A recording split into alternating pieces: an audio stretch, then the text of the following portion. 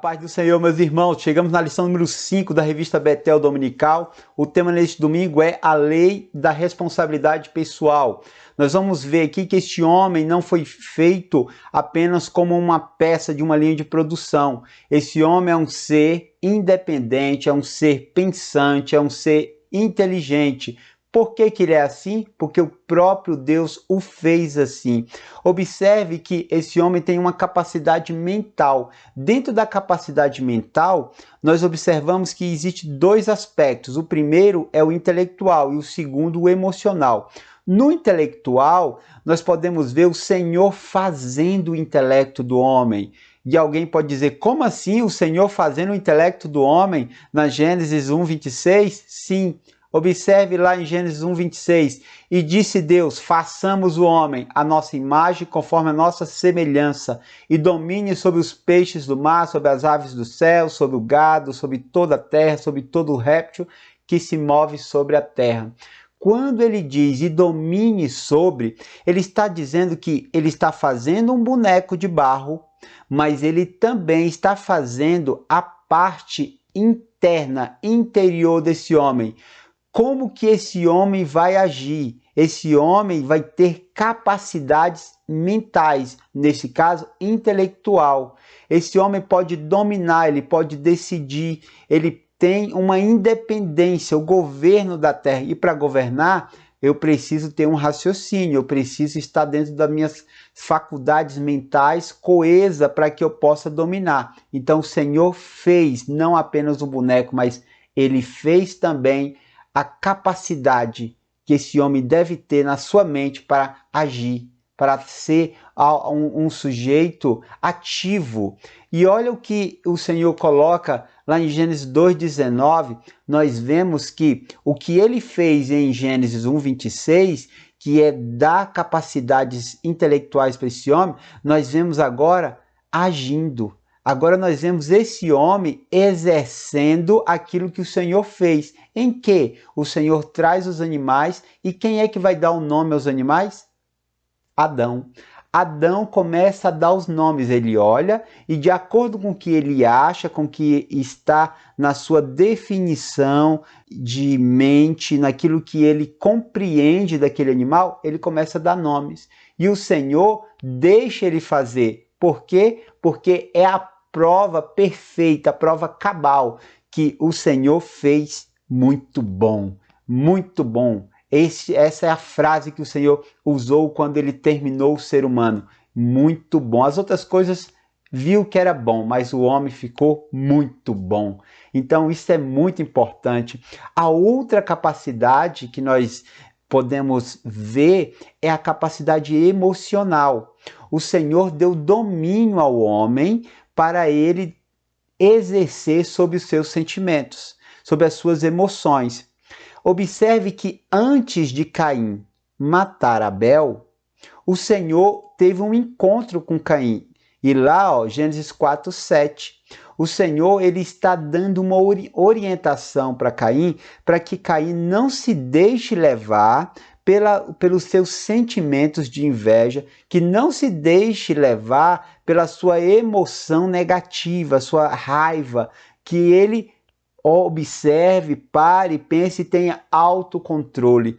Então o Senhor alerta, mas Caim não escutou.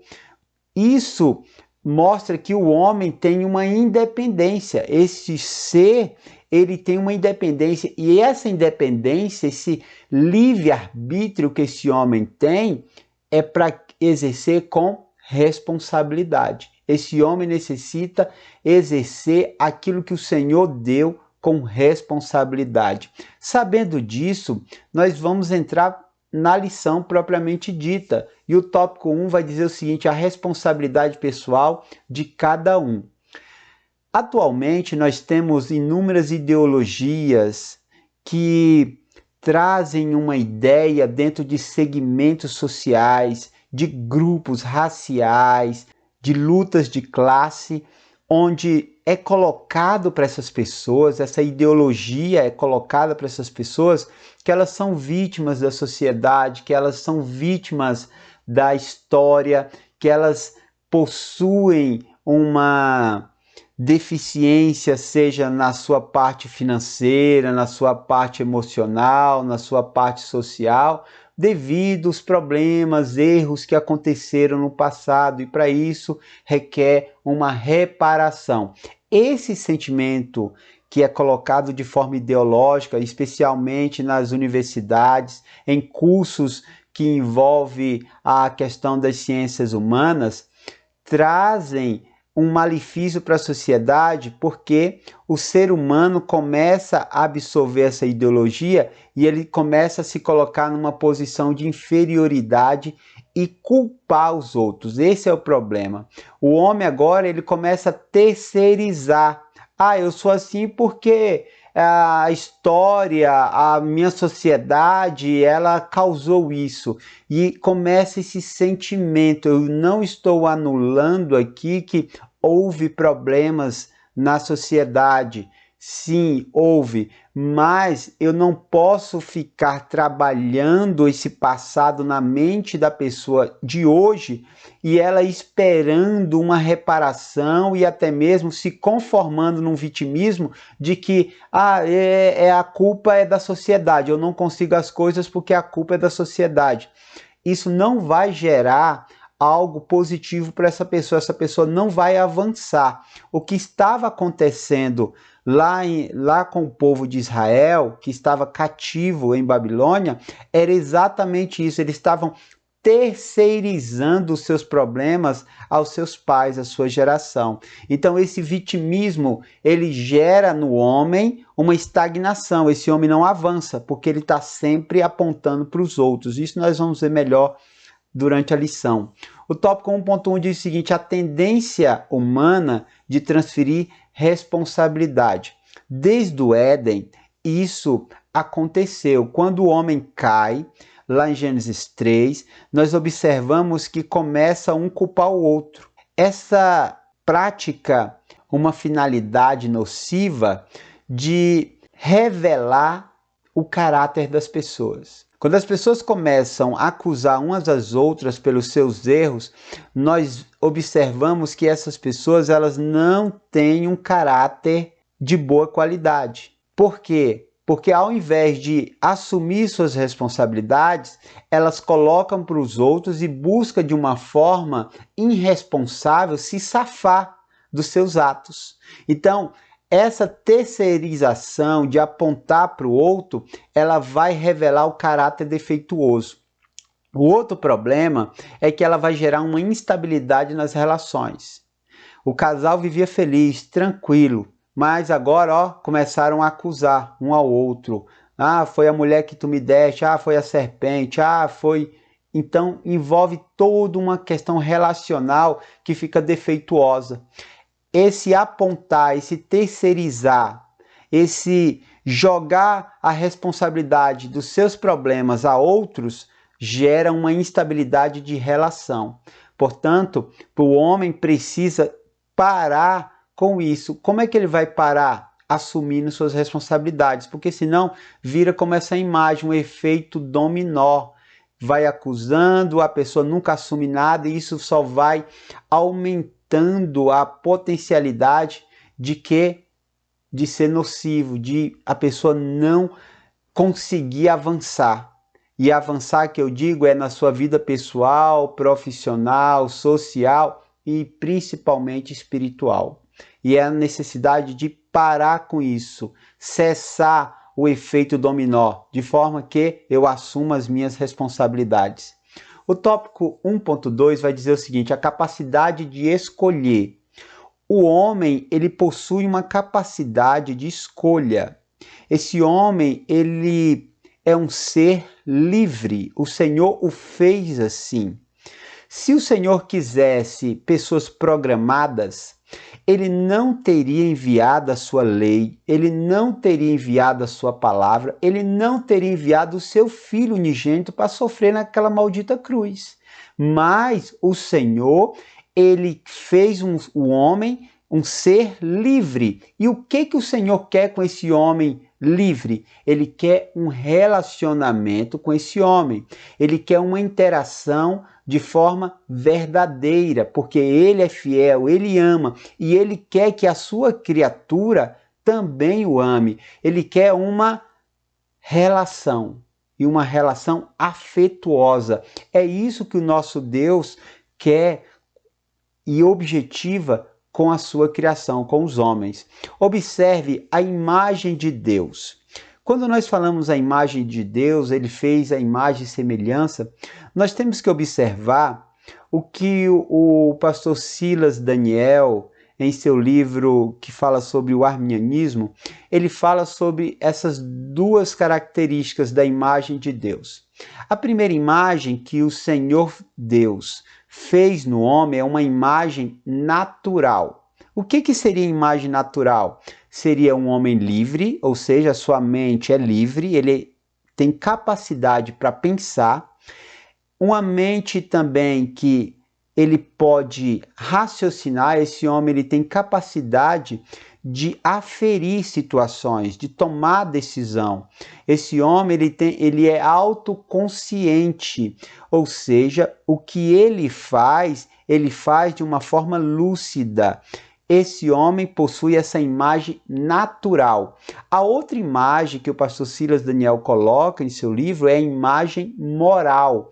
Esse homem ele possui uma espiritualidade. Todo homem é um ser espiritual. O Senhor fez o homem como um ser natural, ok? Tem carne, mas esse homem ele é um ser também espiritual. Ele deseja algo que vai muito além do natural. E é por isso que algumas pessoas que se declaram não acreditar em Deus, muitos deles têm uma indagação na sua vida cotidiana. E essa indagação ela sempre envolve um vazio e uma desesperança. Isso é muito sério. Por quê? Porque o homem tem o vazio do tamanho de Deus. O homem ele é um ser espiritual. Esse homem, como na questão moral, numa imagem moral, ele tem consciência. Ele sabe o que pode fazer e quando fazer e como fazer. Esse homem, ele sabe muito bem das suas responsabilidades. O que requer a ele é agir de forma responsável, de forma consciente. Esse homem tem uma agência moral. O que seria a agência moral? Esse homem tem uma capacidade de pesar o certo e o errado.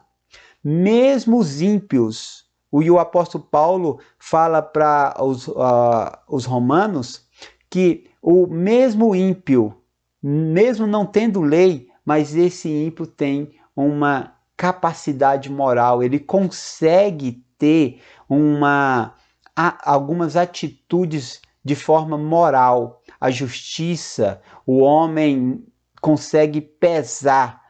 Por que eu não vou fazer? Eu não vou fazer porque é certo. Ou seja, esse homem natural, ele tem essa capacidade porque ele tem uma agência moral dentro de si. Todo esse conceito que acabamos de verificar, ele envolve uma situação que, mesmo o homem que caiu lá no Éden, que está em queda, que perdeu aquela imagem da perfeição, da santidade, mesmo assim, não significa que esse homem se tornou isento da imagem de Deus. Esse homem continua sendo a imagem e semelhança de Deus.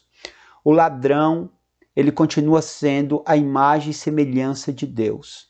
O homem ímpio, a mulher ímpia, continua sendo a imagem e semelhança de Deus. É isso que nós temos que pregar para pessoas que estão no lamaçal do pecado. Você é a imagem e semelhança de Deus. Não é esta a tua situação, não é este o projeto de Deus. Você é a imagem e semelhança de Deus. E aqui nós temos que compreender que o homem não perde, ele não perdeu na queda a imagem e semelhança.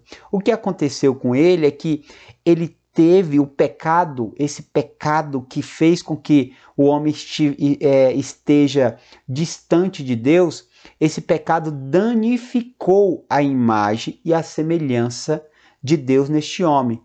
porém ela não foi destruída. Ela não foi destruída, ela está danificada, mas não foi destruída. Por quê? Porque se esse homem perdesse a imagem e semelhança de Deus, ele seria um demônio. Os demônios não possuem a imagem e semelhança de Deus. Eles perderam isso, eles são malignos. Ou seja, esses homens, ainda vivos, ainda têm esperança. Mesmo com a sua natureza, mesmo com a sua imagem e semelhança, mesmo com isso danificado, ainda há esperança.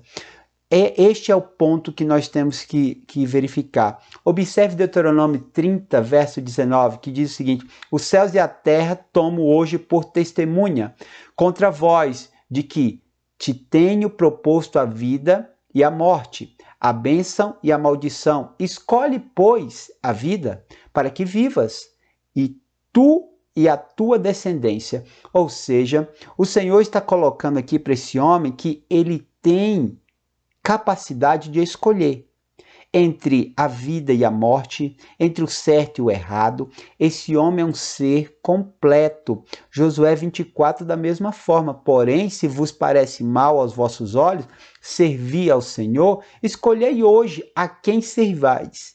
Se aos deuses a quem serviram vossos pais, que estavam além do rio, ou aos deuses dos amorreus, em cuja terra habitais. Porém, eu e minha casa serviremos ao Senhor. Aqui nós encontramos outro ponto importante, que esse homem ele é capaz de escolher. Existem opções que o Senhor dá a esse homem, e ele apenas tem que escolher. Cabe a ele ter responsabilidade para escolher o que é bom. Se olharmos o que o Senhor Jesus fala lá em Mateus 7, o Senhor Jesus está falando assim: olha, vós, pois, sendo maus, sabeis dar coisas boas aos vossos filhos, quanto mais o vosso Pai que está no céu dará bens aos seus que lhe pedirem.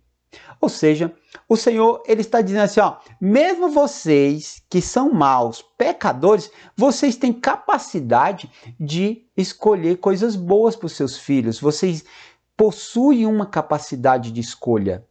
Então, o homem não é um ser que foi feito uns para o céu, outros para o inferno. Não, ele foi feito um ser livre e cabe a ele escolher o que é o certo e o que é errado, o que é a vida, o que é morte. Está nas suas mãos, está na mão do homem. Observe o tópico 1.3. A culpa coletiva não exclui a individual. Aqui nós vemos o engodo da maldição hereditária. Esse engodo surgiu nas igrejas, ainda existe por aí, quebra de maldição hereditária. Ah, você é assim por causa do seu pai. Ah, você é assim por causa da sua mãe, você é assim por causa da sua tia. Essas coisas vieram de religiões que trabalham com espiritismo, com karma. Religiões asiáticas, por exemplo, trabalham com essas questões do karma. Ah, porque você carrega um karma, é por isso que não está dando certo. É um engodo de Satanás. Não há maldição hereditária para aqueles que estão em Cristo Jesus. A maldição é se eu continuo nos pecados dos meus pais, ou se a minha filha vai continuar nos meus pecados.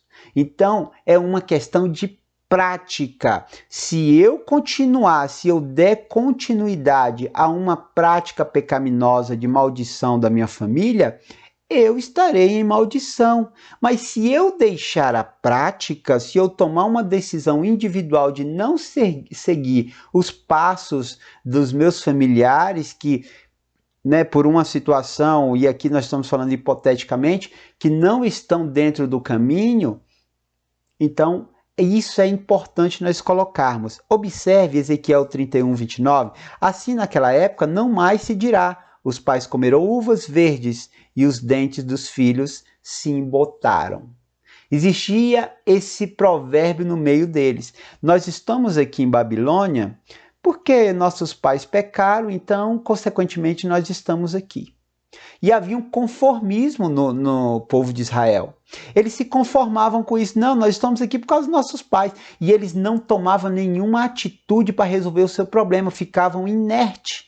Aceitavam esse provérbio, aceitavam essa fala que havia no meio deles, mas não se lembrava da palavra de Deus.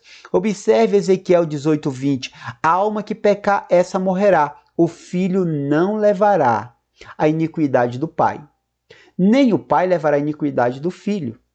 A justiça do justo ficará sobre ele, e a impiedade do ímpio cairá sobre ele. Ou seja, o Senhor está colocando que é pessoal, é individual. A responsabilidade para que o homem possa ser salvo, ela está na individualidade, na decisão desse homem. Ezequiel 18:19 diz assim, mas dizeis, por que não levará o filho a iniquidade do pai? Porque o filho procedeu com retidão e justiça, e guardou todos os meus estatutos, e os praticou, por isso certamente viverá. Ou seja, o Senhor está trabalhando no meio deles de forma a tirar uma ideia, uma ideologia de terceirização, uma ideologia de coletividade maldita.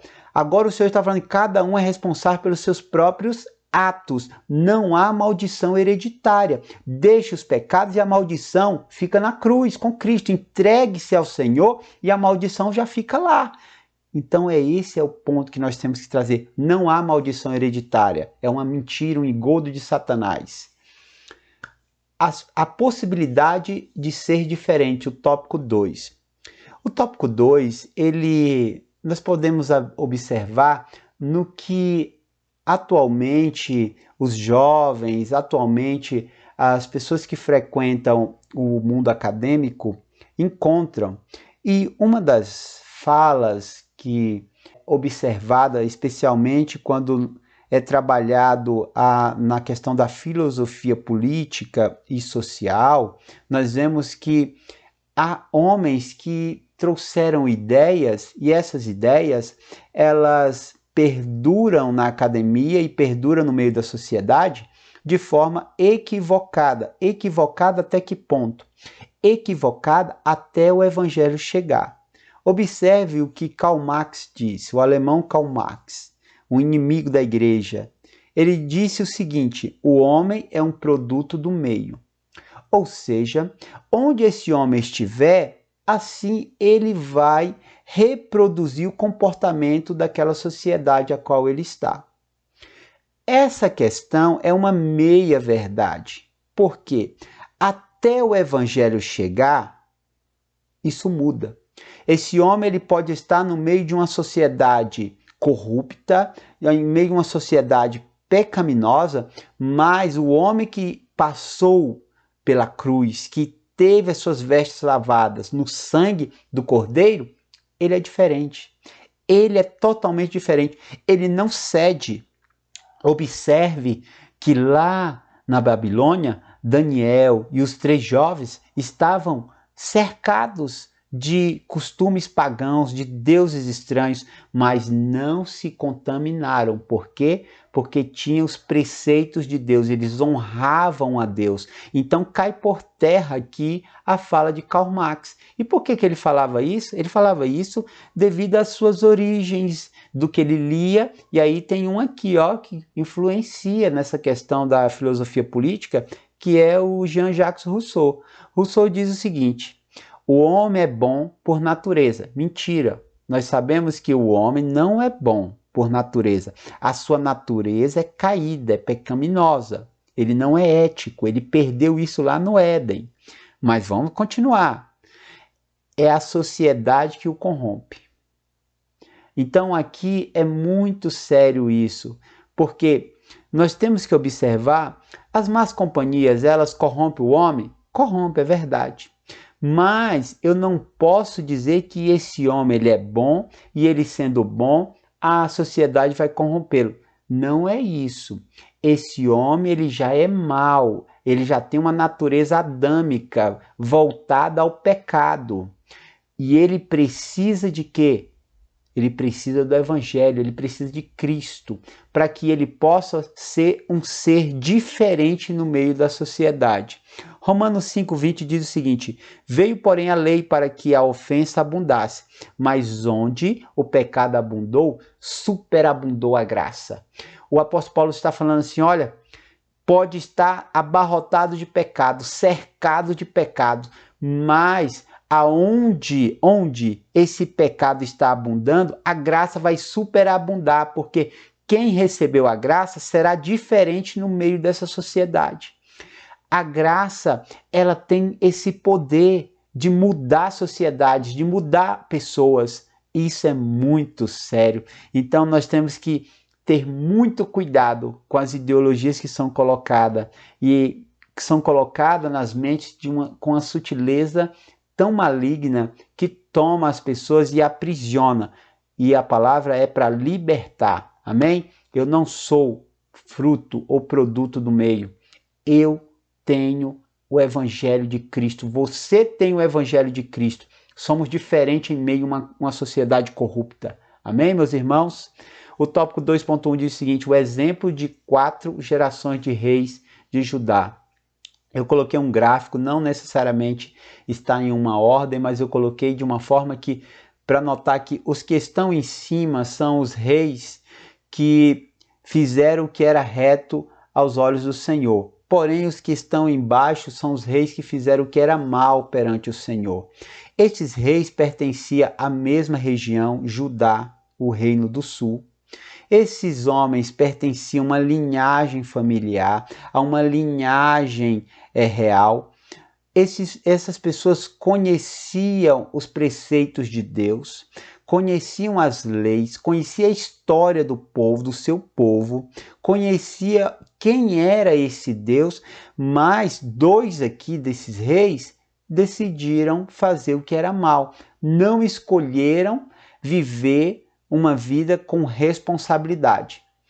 Manassés, um dos piores reis, ou o pior rei, né? Se nós colocarmos ali Manassés, Acabe, são pessoas horríveis. A diferença é, Manassés era terrível, foi um homem que até mesmo assassinava seus filhos a Moloque, mas esse homem ele se arrependeu quando ele foi aprisionado. E o Senhor teve misericórdia dele. Então, aqui nós observamos que mesmo o homem que está distante, mesmo o homem que está lá no calabouço, lá no fundo do poço do pecado, mesmo assim, se ele clamar, o Senhor resgata, porque o propósito do Senhor é salvar o homem, reter a palavra legada. Este é um ponto importante.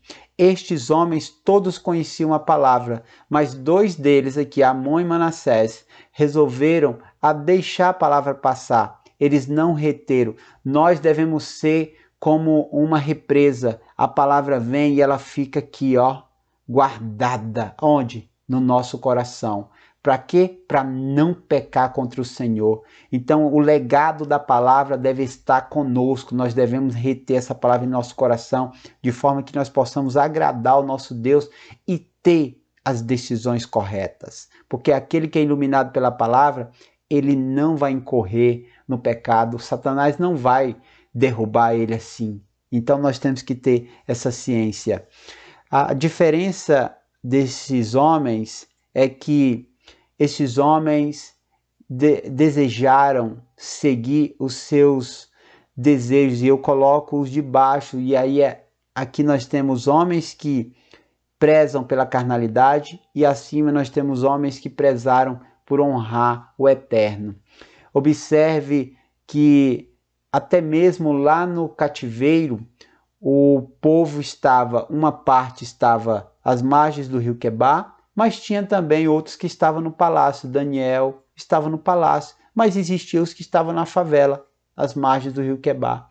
Mesmo assim, o Senhor estava com Daniel. Mesmo assim, o Senhor estava com seu povo.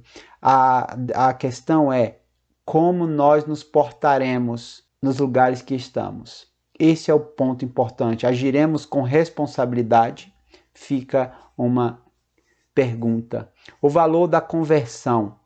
A palavra converter lá no hebraico, e aí eu deixo o código Strong do dicionário Strong, H de hebraico 7725, é shuv. Shuv que quer dizer converter. Converter, retornar às suas origens. Que origem? As suas origens espirituais, as suas origens emocionais, sentimentais, as suas origens de raciocínio. Essa conversão, ela é por completo.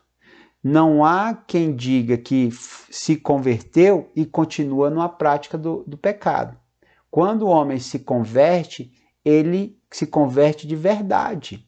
Há uma reviravolta. Muda sua mente, muda sua forma de falar, de pensar, de ver, e isso vai ser apresentado no exterior, vai ser apresentado nas suas atitudes. A conversão é um retorno às origens. Qual é a origem? Aquela que o Senhor quer para o homem, a origem da santidade, a origem do amor, a origem da honra, aquela origem a qual está no plano de Deus para o homem, que é maravilhosa. O Salmo 51, verso 17 diz o seguinte: os sacrifícios para Deus são o espírito quebrantado. A um coração quebrantado e contrito não desprezarás, ó Deus. O nosso Deus, ele não vai desprezar aquele que se arrepende. Observe na parábola do filho pródigo, ele resolve voltar e o pai está onde? Esperando. Ou seja, o nosso Deus, ele não vai fechar as portas para aquele que se arrependeu de seus pecados. É importante colocar isso, porque essa palavra ela é para a igreja, mas ela é também para nos preparar para falar para os de fora, para falar para o pecador. Aquele que se arrepende, o Senhor não lançará fora. O Senhor vai receber como filho novamente, vai mudar a sua história. Importante. Apocalipse 2,5 diz o seguinte: lembra-te, pois, de onde caíste, e arrepende-te, e pratica as primeiras obras. Quando não, brevemente, a ti virei, e tirarei do teu lugar o teu castiçal, se não te arrependeres. Ou seja, o Senhor exige um arrependimento, o Senhor exige uma volta, um retorno por completo. E esse arrependimento tem que ser colocado para a igreja, ele tem que ser colocado nas pregações, ele tem que ser colocado no dia a dia, porque é o retorno. Sempre tem retorno na estrada da salvação. A estrada da salvação, ela não é um caminho, sabe, exclusivista. Quem começou, pronto, já vai. Não, quem está dentro, está dentro. Quem está fora, não entra. Não é como a música do mundo diz. Aqui é a estrada da salvação, está cheia de retornos. Quem está na contramão pode entrar, desde que se arrependa. Para onde? Para o céu. Esse é o objetivo do nosso Deus. O tópico 2.3 vai dizer o seguinte: a relevância da resposta humana para Deus. O homem, como tem a sua natureza, o seu caráter danificado, a sua imagem e semelhança, aquela qual o Senhor fez danificada, esse pecador, por si só, ele não deseja Deus. Ele não tem forças, ele não tem desejo de Deus, porque ele está distante, ele está apagado. E para isso, ele não pode fazer nada em um primeiro instante. Toda atitude de salvação do homem vem de Deus. Ele que gera, ele que produz, ele que busca. É Deus que tem essa atitude. Sabe como que é isso? A nossa teologia, e aí a nossa teologia pentecostal, assembleiana, arminiana, ela traz um conhecimento sobre a graça preveniente. O que é a graça preveniente? A graça preveniente é uma ação divina que antecede a conversão. É aquilo que o Senhor faz para que esse homem possa ser resgatado, porque ele mesmo não consegue tomar nenhuma atitude em relação a Deus, se Deus não o provocar, se Deus não mostrar para ele. E aí, Armínio diz o seguinte, Armínio, ele fala que o homem, o pecador, é como um mendigo na sarjeta. Esse mendigo na sarjeta, ele está tão debilitado que ele não tem mais nem coragem de pedir esmola. Ele está ali, só parado, largado na sarjeta. Mas de repente chega um homem muito importante, rico, e ele toma uma atitude de ir em direção àquele mendigo. Mesmo o mendigo não pedindo nada, mesmo o mendigo estando em uma situação debilitada. E esse homem chega e oferece ajuda, ele dá algo que possa beneficiar aquele mendigo. Essa é uma questão que Armínio coloca. Isso é muito importante. E por que é importante?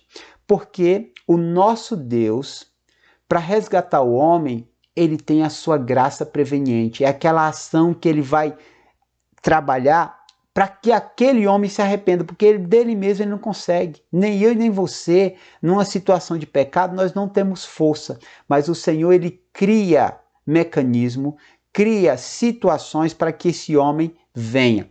Uma delas é que esse homem que está numa situação de pecado, ele vai ouvir a palavra. O Senhor deixou a sua palavra. Observe Romanos 2,4 que diz: ou desprezas tu as riquezas da tua benignidade, a paciência, a longanimidade, ignorando que a benignidade de Deus te leva ao arrependimento?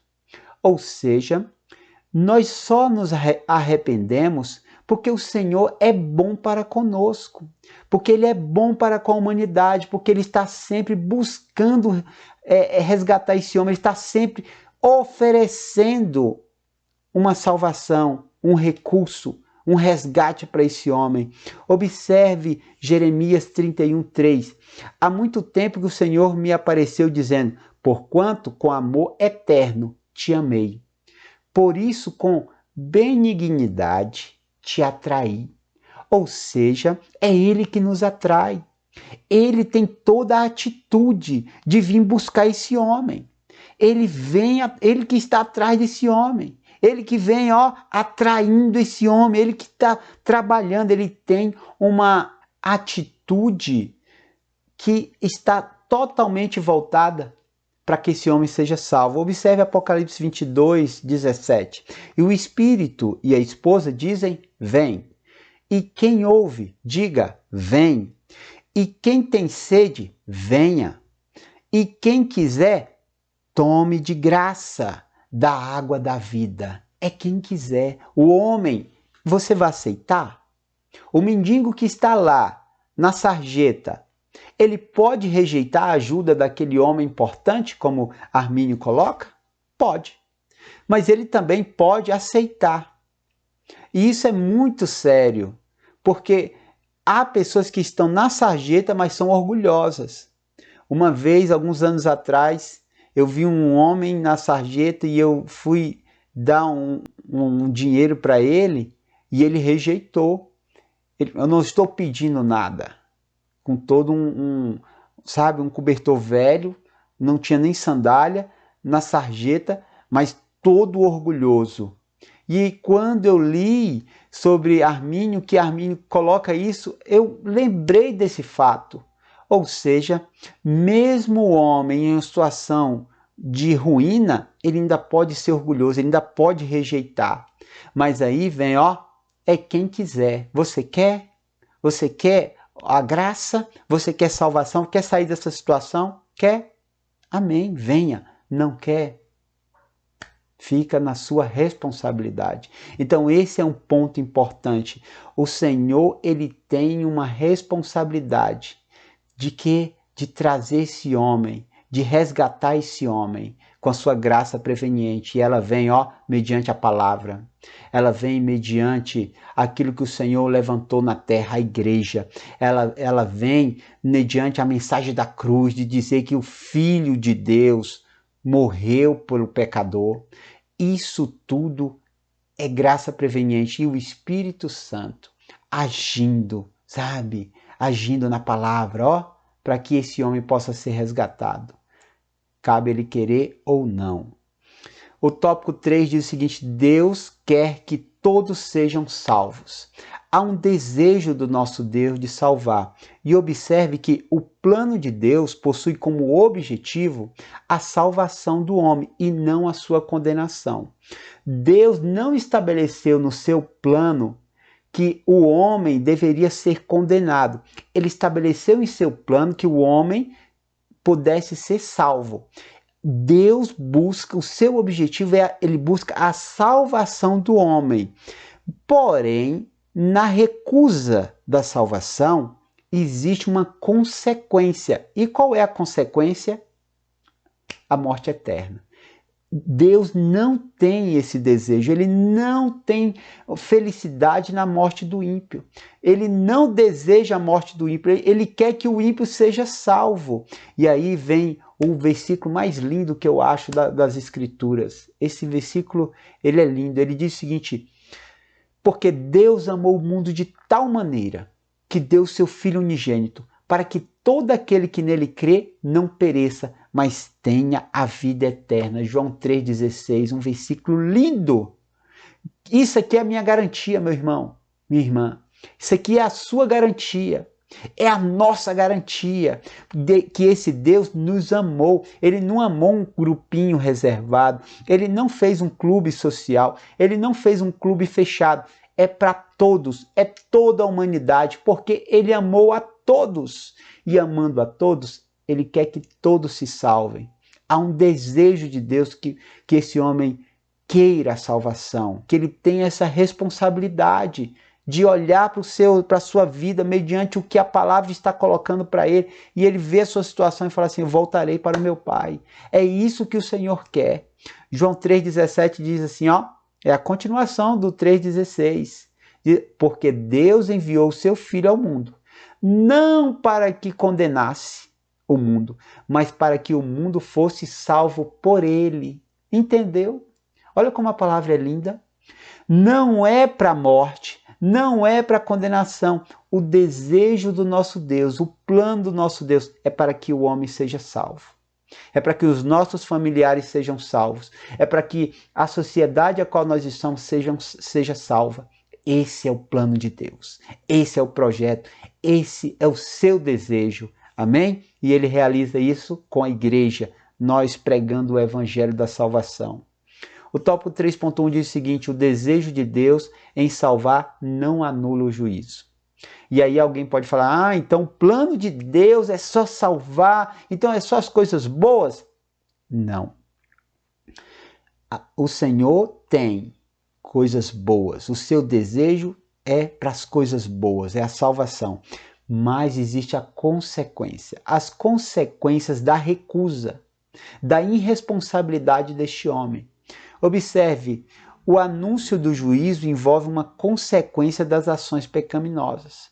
O Senhor, ele apresenta a salvação, mas antes ele apresenta o perigo. Como que você vai apresentar a salvação para alguém se ele não sabe que está em perigo? Esse é o erro de muitos pregadores. O erro é apresentar salvação e a pessoa vai dizer assim: mas eu vou ser salvo de quê? A minha vida está maravilha, ótimo, eu sou uma pessoa boa, está tudo bem na minha vida, eu quero ser salvo de quê? É aqui que entra o conhecimento da palavra, é aqui que entra a estratégia evangelística. Nós temos que apresentar ao homem o perigo. Quando apresentamos o perigo, nós chegamos com a solução, o evangelho. Então, o erro é sempre apresentar os benefícios. E as pessoas já estão em alguns benefícios terrenos e para elas aqui está tudo bem. Nós temos que apresentar o perigo. Depois do perigo, nós apresentamos a salvação. Isso é uma estratégia evangelística. Amém? Ezequiel busca resgatar o povo apelando para a individualidade pessoal. Havia um sentimento nacionalista, um sentimento de, olha, nós estamos nessa situação porque nossos pais pecaram, como nós já falamos. Mas agora Ezequiel traz ao povo uma mensagem que busca uma responsabilidade individual, pessoal.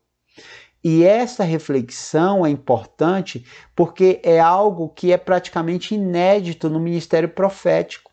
Os outros profetas sempre falaram de uma forma no coletivo, mas Ezequiel está trabalhando agora o indivíduo, cada um, a responsabilidade deles dentro desse plano de salvação, desse plano de sair do cativeiro, de voltar à sua terra.